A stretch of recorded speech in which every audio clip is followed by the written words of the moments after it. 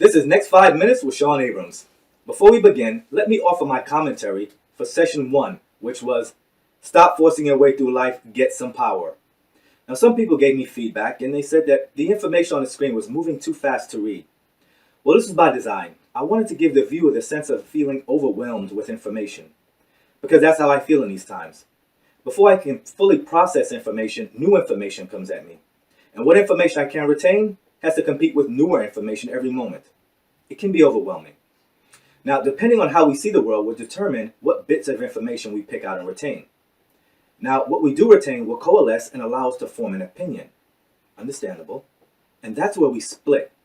Because we all choose different bits of information, and that's fine. But this is why we need clear and present leadership to bring us together, to unite us. Now, let's get to today's session. The title of today's session is Success on Purpose.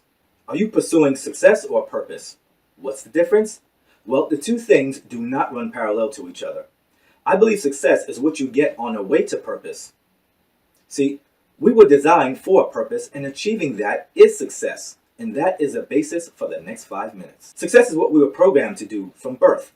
Now, the definition and value we place on success is largely influenced by society at a macro level, culture at a meso level, and family at a micro level. So success is the design of man, and purpose is the design of our Creator. Success is that material thing that we pursue because it makes us feel good inwardly. Now, success-driven people will feed their egos while starving the egos of others. Someone has a luxury car or a mansion, millions of dollars in the bank. We say they are successful.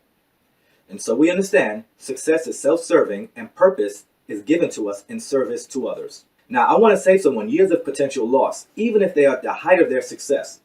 You see, if you are seeking to only maintain your success, and here's the key, because it makes you feel good, you are missing your purpose. Loss occurs in the emptiness of success because the pursuit of success is a work of the ego. And here's the problem. Ego is not a physical place, and so it cannot be filled. Galactus would say, there is only the hunger. And for scale, that's how big our egos are. Our egos would have us to believe that once we have success, we will be happy. If this were true, then why have so many successful people committed suicide? And then we're left to ask the question, why did they do that? They had it all. Well, sure they did, according to our definition of success. Now, purpose, as I stated earlier, is something inside of us. At the time that we were created, our purpose was created. Now, this purpose that we have, which is in service to others, will stir us up from the inside as we pursue it. Now, I'm not saying that we should choose between feeling good about helping others or feeling good about our success, but one can be taken from us or we can lose it. And the other is purpose, which is a part of us. Now, if you want to know which mindset someone has, listen to the way that they talk. Have you ever asked someone who is successful how they became successful? They will take the better part of an evening telling you all the things that went wrong along the way.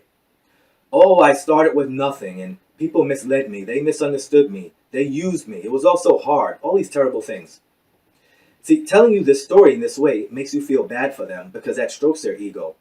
And in the last 15 seconds of their story, they're going to tell you how they triumphed over adversity because that feeds their ego. Now, you'll know when you're talking to someone who is purpose-minded or who has a purpose mindset because they will tell you about all the successful things they encountered along the way. And sure, they might tell you some sad story, but they'll be quick to tell you how it benefited them or how they were able to learn from it and they found a way to help others. You see, purpose-minded people manage their success as well because that's what they talk about. And success-minded people manage their failure as well because that's what they talk about.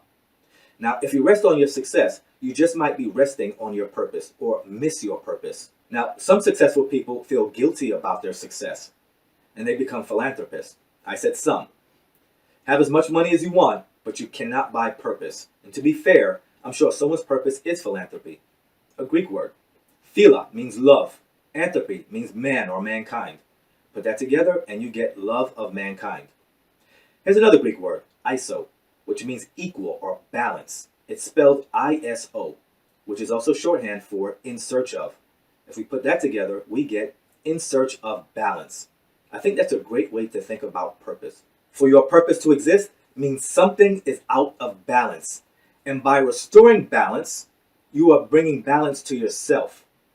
You get a sense of fulfillment And I think people who are purpose-minded, who pursue purpose, are less affected by self-doubt and self-sabotage, self-destruction. When I pursue purpose, no one can compete with me because this is uniquely me. Not only am I responsible for it, but I'm accountable for it. The mindset you subscribe to will determine what you will spend most of your time managing, failure or success. Choose. Now, you might not like this message, but I hope you like me because I mean well. I'm Abrams, you're awesome. I'll see you in the next 5 minutes. Now, if you like this message, you'll like my new book, T-Minus Everything and Counting. You can find it on Amazon.com. And if you like this video, please like, share, and subscribe to the channel.